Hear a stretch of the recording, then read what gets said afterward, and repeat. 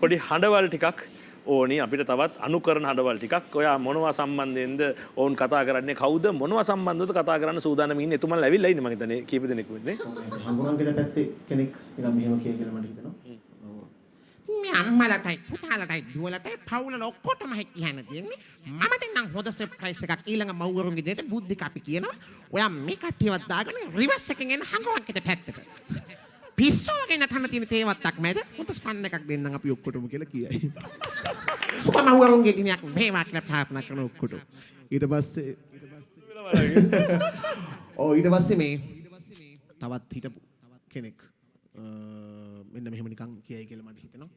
විශේෂයෙන් කියන්න ඕනි සකල ලෝකවාසී සියලුම මව්වරුන්ට සුබ මව්වරුන්ගේ දිනයක් වේවා කියලා අපි ප්‍රාර්ථනා කරනවා. ඉතින් මම කැමති දෙයක් කියන්න අර පුතා තනුර පුතාගේ ගීතය අද හිමාශ පුතා ලස්සනට ගායනා කළේ ගීතේ මට මම ගොඩක්ම කැමති කෑල්ලක් තියෙනවා. අවුරුදු ගණනාවක් පුරාවට මම මේ කෑල්ල කියා තමයි හිටියේ.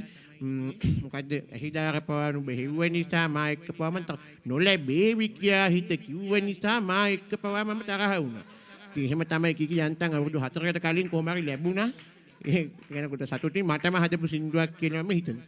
ඉතින් අපි අම්මලට ගොඩක් ආදරේ පක්ෂපාත බේදයකින් තොරව ලංකාවේ නෙමෙයි ලෝකේ ඉන්න සියලුම මව්වරුන්ට so we wish happy Mother's Day for all the mothers in all over the world. Thank you. ඊට පස්සේ අවසාන වශයෙන් කෙනෙක් මෙහෙම කියයි. පොඩකල් බලන්න. සර්ප්‍රයිස් තමයි අප්පා මෙව්ව. නේද? මෙව්ව තමයි සුපිරිම සර්ප්‍රයිස්. අපි සර්ප්‍රයිස් තුනට තමයි සුපිරිම සර්ප්‍රයිස් මෙව්ව. නේද? අම්මා සර්ප්‍රයිස් වෙනවා කියලා තාත්තා දන්නේ. පුතා සර්ප්‍රයිස් වෙනවා කියලා අම්මා දන්නේ. ආයෙ එනවා කියලා නංගි දන්නේ. නංගි එනවා කියලා අයියා දන්නේ.